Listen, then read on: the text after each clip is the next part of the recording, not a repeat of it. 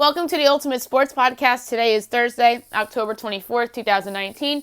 Today I'm going to recap game number 2 of the World Series and look ahead to a little bit ahead to Friday. Don't want to give away a pick yet. I'll give away the pick on tomorrow's podcast because the game's not until tomorrow. NBA from last night, look ahead to tonight. Same for the NHL. College football, pick tonight's game. We're going to pick tonight's Redskins-Vikings game. Brian Cashman and Aaron Boone just met for the media for the Yankees. I didn't do a Yankees postmortem on Monday's podcast, so I'll do that before I do Best Bet. Okay, we're going to start with the World Series, in which the Nationals kicked ass, 12-3 winners over the Houston Astros to take a commanding 2-0 series lead in the series. Steven Strasburg the win. Justin Verlander, the loss. Top of the first, 2-run double, Anthony Rendon, 2-0 Washington. Bottom of the first, 2-run shot, Alex Bregman, 2-2. Top of the 7th, home run Kurt Suzuki makes it 3-2. This is where the game pretty much broke open. Then there's an error on Bregman, or what should have been an error. He couldn't make the play. Oh, wait, no, that wasn't until later on in the inning. I thought this was the error, but no. This wasn't an error, but it was like a misplay. Run scores on the infield single, 4-2. 2-run single as Dribble Cabrera, 6-2. Then the error on Bregman comes. Zimmerman reaches on infield single. 2-run score, make it 8-2. Top of the 8th, 2-run shot out of Eaton makes it 10-2. Then the Nationals dugout was going crazy. And then a single by Cabrera to make it 11-2. Top of the 9th, home run Michael A. Taylor makes it 12-2. Bottom of the 9th, garbage time home run by Martin Maldonado makes it 12-3. And that's your final. Steven Strasburg, 6 innings, 7 hits, 2 runs, a walk, 7 strikeouts. Fernando Rodney, a clean inning but a walk. Tanner Rainey, an inning and a strikeout. And Junior Guerrero makes I think this is his first start or first appearance in the playoffs. An inning, 2 hits, and a run, no walks, no strikeouts. On the other side, Justin Verlander, 6 innings, 7 hits, 4 runs, 6 strikeouts. Ryan Presley, 2/3 of an inning, 3 hits, 3 runs, 2 walks. So forget that guy's not even healthy.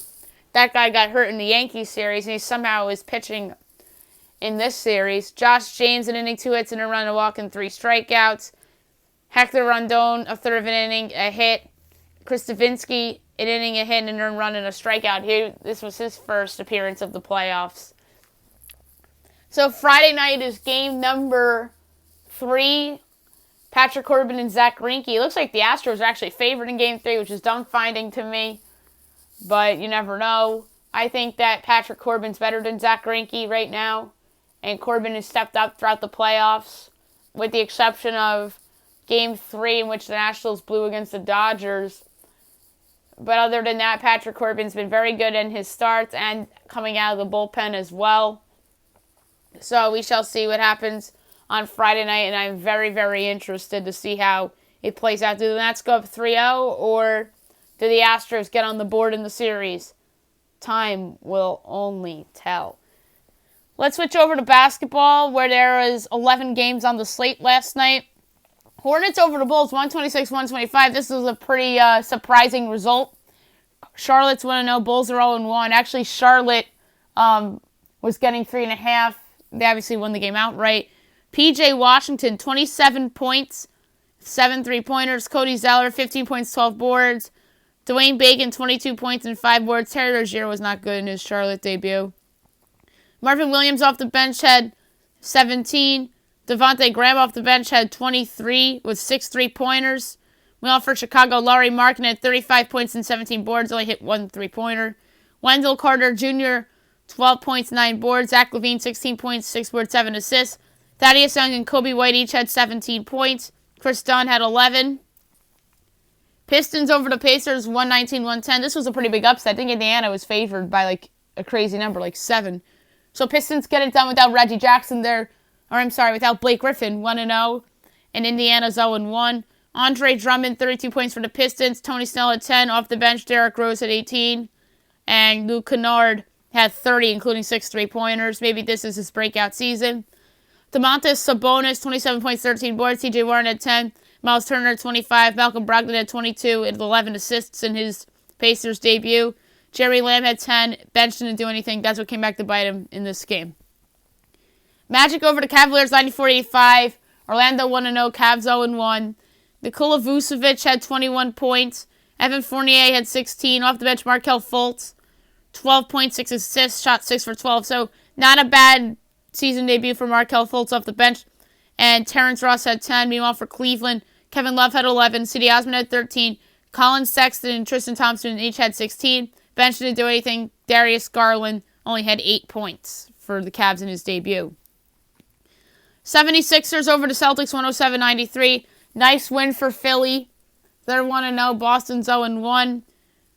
Ben Simmons had 24 points, 8 boards, and 9 assists. Josh Richardson had 17. Joel Embiid had 15 points and 13 boards. Al Horford had 16. Tobias Harris had 15 points and 15 boards. Their bench didn't even do anything. They got away with their bench being a 0. Meanwhile, for Boston, disappointing debut for Kemba. He only had 12 points, shot 4 for 18, and 1 3-pointer. Enes Kanter had 12.6 boards. Jason Tatum had 21 points and 10 boards. He had a nice game, 4 3-pointers. Gordon Hayward played well, 25 points, 5 boards. Their bench didn't even do anything either. So the difference in this game was Embiid and Simmons pretty much. And Horford, who Philly took away from the Celtics. Heat over to the Grizzlies, 120-101. Miami actually was trailing in this game for a while and then pulled away late. They're 1-0. Memphis 0-1. Justice Winslow, 27 points, 7 boards, 7 assists. Bam Adebayo, 14 points, 11 boards.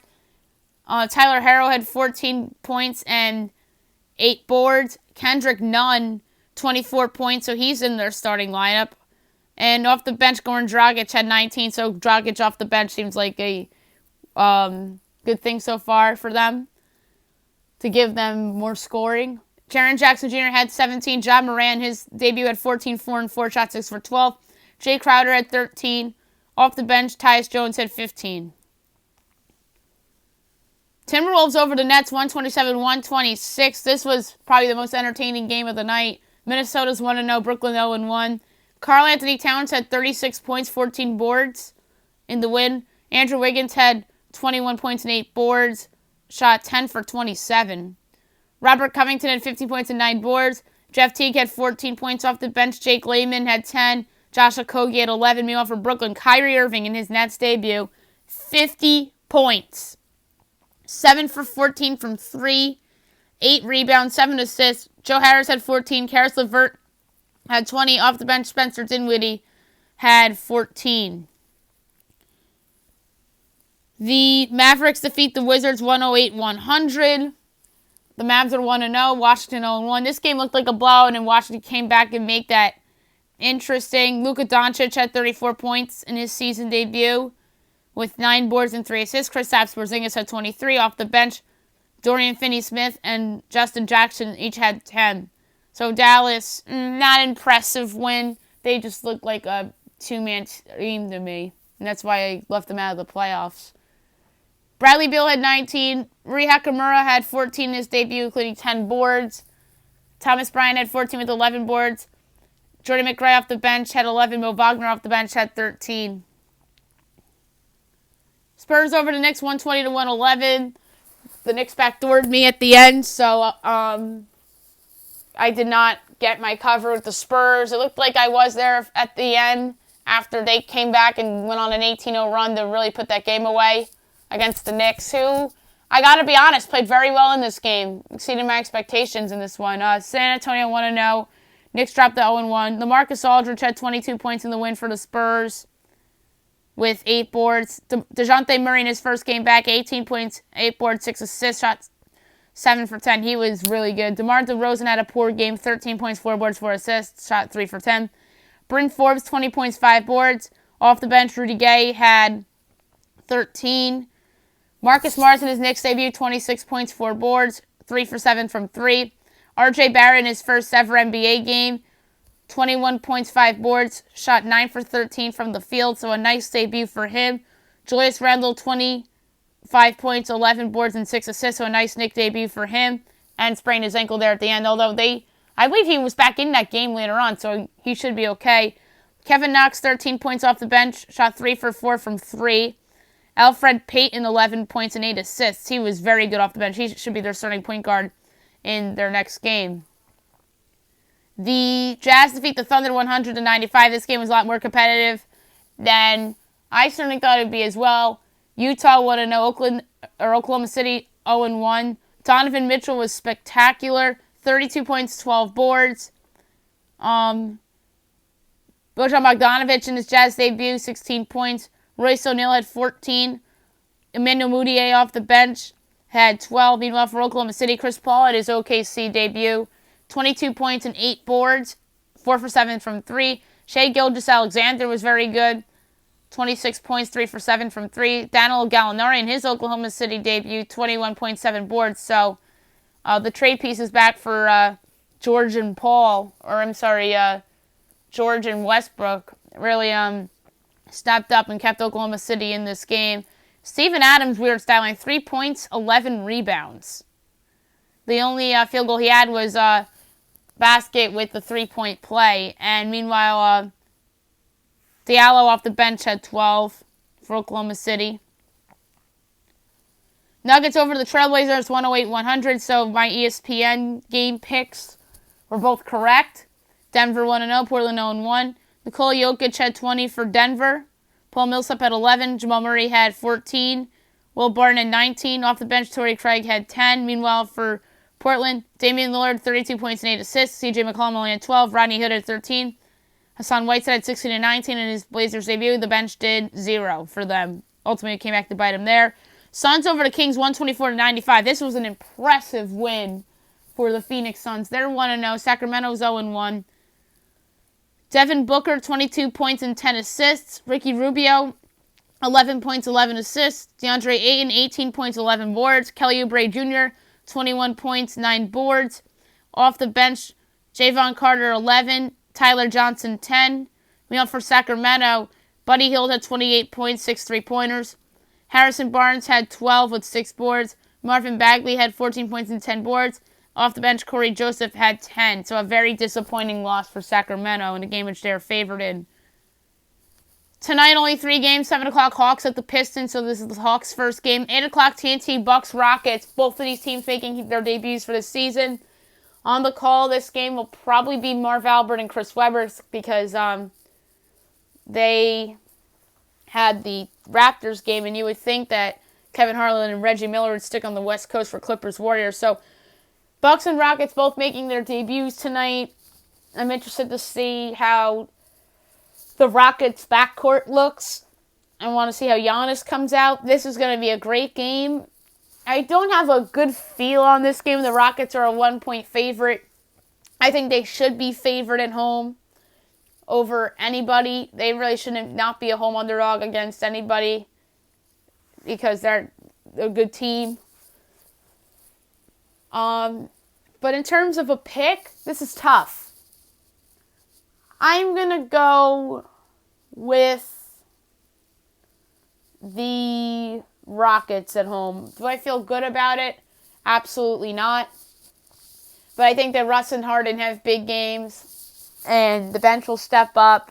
Because there's always that unexpected bench piece that steps up for the Rockets.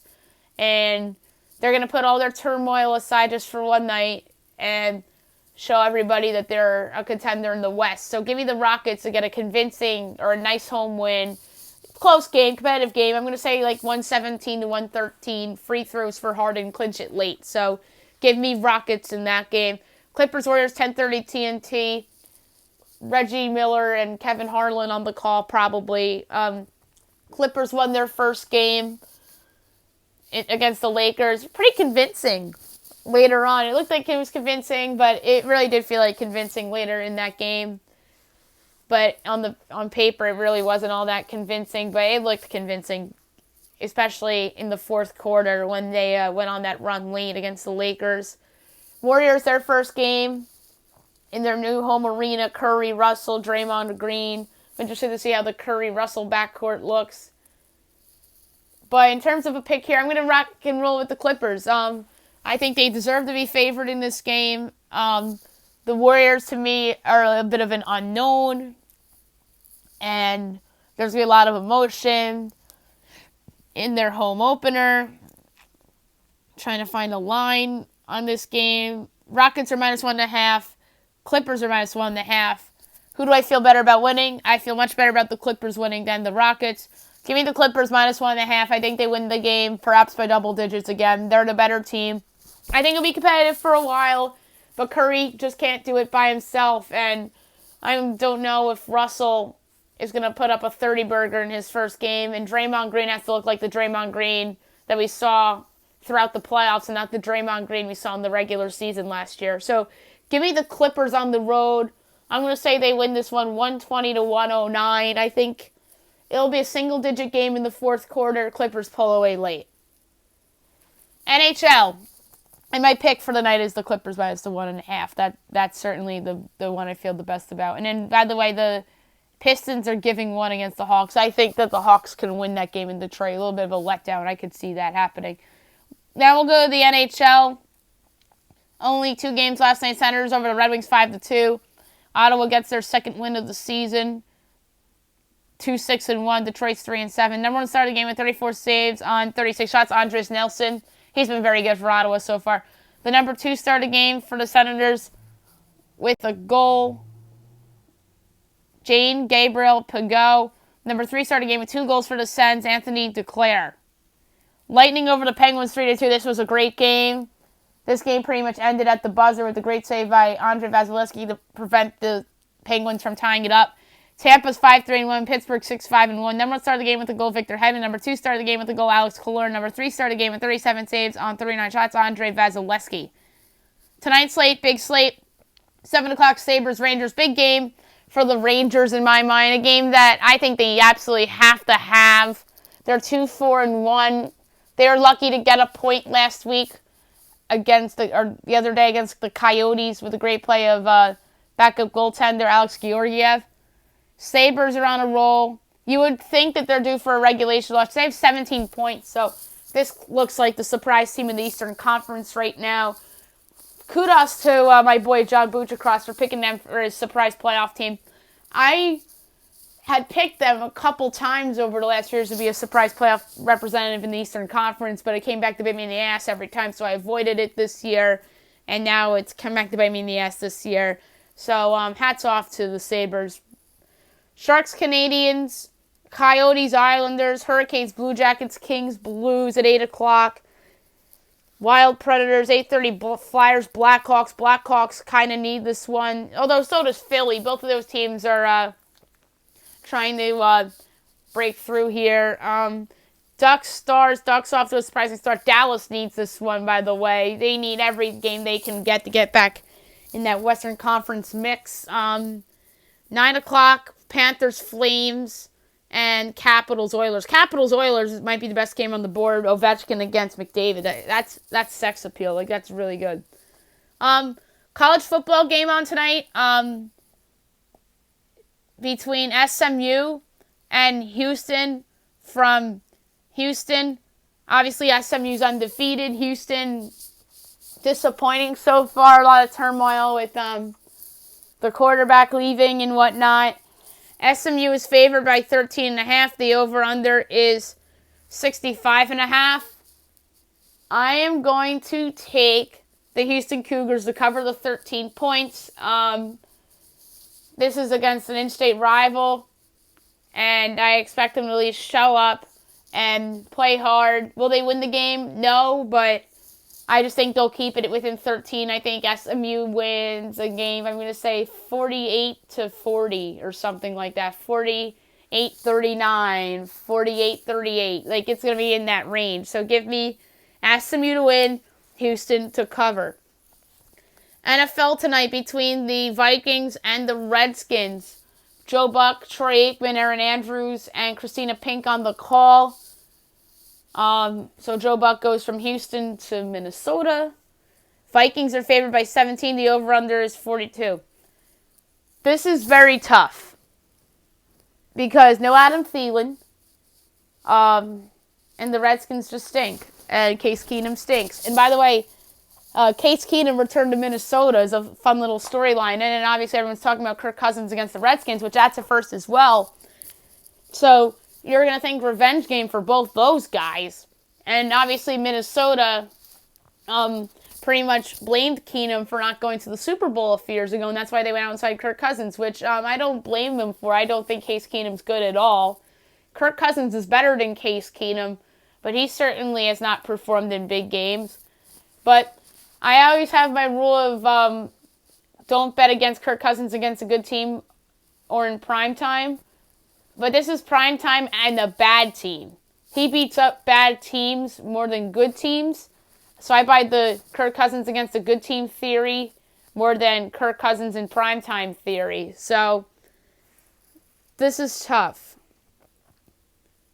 I am going to take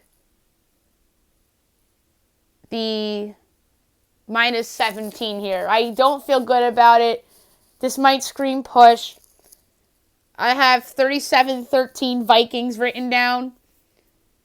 So that would mean Vikings by 24. So I'm going to take the minus 17 here.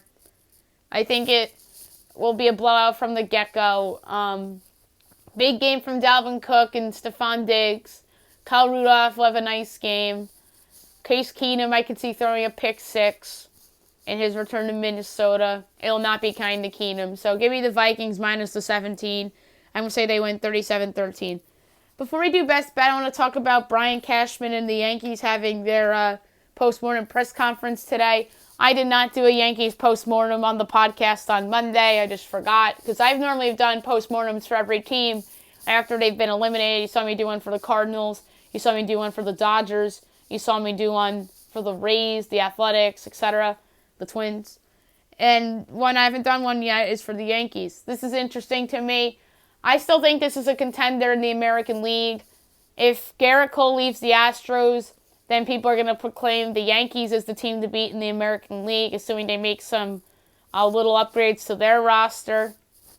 I don't think they're going to be in the mix for Garrett Cole as much as people are reporting that they will be. I need to see it to believe it. They were not in the mix for Bryce Harper. They were not in the mix for Manny Machado. As much as they did host Manny Machado, but they really were not in the mix for him. Patrick Corbin, they made an offer to, but he passed and went to the higher bidder in the Nationals. I still think that Patrick Corbin would not have been a hit with the Yankees.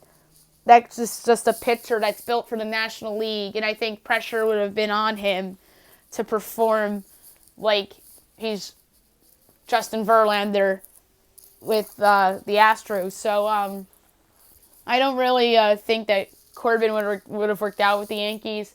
And Sweeney Murray of WFAN asked Brian Cashman today about whether he regrets passing on Garrett Cole and Justin Verlander and Patrick Corbin, and he really was not happy with that question. And he thinks that he did a good job. And yeah, it's hindsight 2020, in my opinion, of whether if those would have worked out or not. Patrick Corbin, like I said, I don't think he would have been an ace with the Yankees. It just would have been too much pressure, and that's why he went to Washington. That's firmly what I believe, despite Washington being the highest bidder. Garrett Cole, a few years ago, Pittsburgh wanted Gleyber Torres, so the Yankees moved off.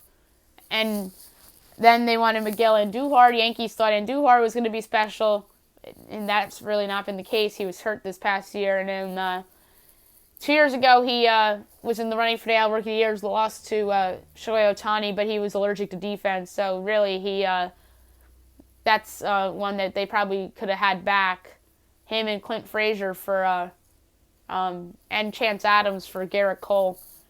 I mean, who knows how well Garrett Cole would have been here. Maybe that could have been another flop a la Sonny Gray. So you never really know with these things. And then and Verlander, let's face it, we thought he was washed up at the time. And he wasn't. He proved that he wasn't washed up. So that was sort of a miss for Cash as well. And like I said, it's hindsight 2020. You can't predict how these things play out. And it's, I mean, like I've been suggesting on Twitter, a few years ago he had the sell-off. I'm absolutely going to praise him till the day I die for Gleyber Torres, for Chapman. That Gleyber Torres was special. He and Juan Soto have been the best players in the playoffs so far, or Soto so far, and then Torres in the AL side. And then, but speaking of Soto, I can't help but wonder what if he was in the proposed package that Washington sent to him for Andrew Miller. It was him and Giolito that could have been in the package, and I don't know how Giolito would have worked out here because obviously Giolito looked like a bust his first few seasons with the White Sox and then kind of came on this year a little bit. So I don't want to kill him on Giolito just yet until he turns into a Cy Young winner. But I think it's fair to criticize him if Juan Soto is in the package. But the same deal, Juan Soto was not even a top 100 prospect in 2016. He was the number 12th ranked Washington Nationals prospect in 2016. So that's another hindsight 2020 thing. So that's why I really don't love the criticism for Cole Verlander and Corbin. If you're going to criticize him on that, then you should criticize him for picking Cleveland's offer with Clint Frazier and Justice Sheffield in it rather than Washington's offer with potentially Juan Soto in it. So that's a hot take from me. So the Yankees should be big favorites to win the AL East in 2020 because the Red Sox, I think, are headed into a semi-rebuild a la Yankees 2016. Rays are probably going to be the second best team in the division next year with a lot of key pieces for them coming back. But to me, the Rays need a couple bats if they really want to be a serious threat for the Yankees in that division. And then the Orioles and the Blue Jays are still rebuilding. The Blue Jays are closer than the Orioles because they have some pitching prospects coming up, and obviously Vlad Guerrero Jr., Bo Bichette in the system, and they're only going to get better. Orioles, to me, are a long ways away. So the Yankees should not be worried about their division, and I do not think that their championship window is closing like some people are suggesting here on Twitter. And that's mainly due to the fact that I think that Garrett Cole can switch teams in the offseason. I know everyone's linking him to the Angels, but all I heard last offseason that Patrick Corbin was a lock to go to the Yankees. He did not go to the Yankees. And now everyone thinks that it's a lock that Garrett Cole's going to go join Joe Madden with Los Angeles. I don't think that's a lock either because I think there's many other teams in play for Cole. And there's one more thing I have to get to before I do best bet. Joe Girardi was hired today as the manager of the Philadelphia Phillies. I think it's a good hire. He'll certainly be an upgrade over Gabe Kapler, who was horrible at his job. The one thing that's interesting here is how he gets along with Bryce Harper. And the funny thing is that everybody in 2014 was saying, or 15 it was, oh, Bryce Harper, Joe Girardi on the Yankees in 2019. And here they are with the Phillies in 2020. So, that's a little bit of a laugher there. Girardi reunites with David Robertson from the Yankees. There's speculation that Yankees pitching coach Larry Rothschild's going to leave the Yankees to join Girardi in Philadelphia. I personally think that would be a smart choice by Philadelphia, although Rothschild's been criticized here for the lack of development of pitching for the Yankees. But I think that's overblown because of the developments of Luis Severino and Domingo Germán. So I just think that that's overblown a little bit on Rothschild's part. I think he's a better pitching coach than given credit for. And another thing with Girardi is that, like I said, he'll be an upgrade over Kapler. He's somebody that is not into analytics all that much, and that's why he lost the Yankees job. So I'm interested to see if the Phillies are going to go away from analytics here, as they're going to be like a little old school. And speaking of Garrett Cole, I think that they're a serious threat to sign him. They need somebody in that rotation to be alongside Aaron Nola. Jake Arrieta has not worked out. A couple of their other young pitching prospects have not panned out. So I expect that team to be all in on Garrett Cole this winter. And they'll challenge to threaten the Braves and the Nationals in the National League East. And now the Mets are still looking for a manager. The Cubs hired David Ross yesterday. I thought that was a nice hire. Appeases the fan base there in Chicago. I want to get somebody from Chicago on to talk about that in the state of Chicago sports. So, inspiring hire by the Cubs. I think they're trying to copycat the Yankees style and the Red Sox style of hiring the ex-ESPN people, because how's that worked out? Cora won a World Series and Boone's won 100 games in back-to-back years. So I can see where the Cubs want to go with this hire. And people are criticizing them for not going after Girardi. So we'll see how it plays out there. Padres hired their manager from the Rangers. What's his name? The guy the Padres hired. Jace Tingler. I'm not in love with that hire. Like, that is not a sexy hire whatsoever. We'll see how that works out. Because the Padres, those last couple managers they've hired, had lack of experience. And I thought the Padres needed to get somebody with experience. So he served as the Rangers player development field coordinator this season. So, not in love with that hire compared to the Cubs hire and the Phillies hire. Best bet of the day, brought to you by DraftKings. We're obviously going to take the Minnesota Vikings here on the money line because you just have to. We'll go with SMU on the money line as well. That brings it down to minus 301. We're going to switch to hockey. We're going to take the Blues over the Kings, although the Kings have played very well lately. Predators over the Wilds, the second time that Minnesota goes to Nashville this season already. And then we'll take the Flames over the Panthers. Risky pick, but we're going to go there anyway. I just don't think the Panthers are that good. And the Flames at home are a tough out. And we're going to avoid the NBA because all those lines are very close, and I think that those games can go either way. So plus 454, wagering $1, payout of $5.54. That's it for the podcast today. I'll be back tomorrow with my pick for Game 3 of the World Series, NBA, NHL, Thursday Night Football recaps, college football and NFL picks, and a lot more. Hope you guys have a great day, everybody.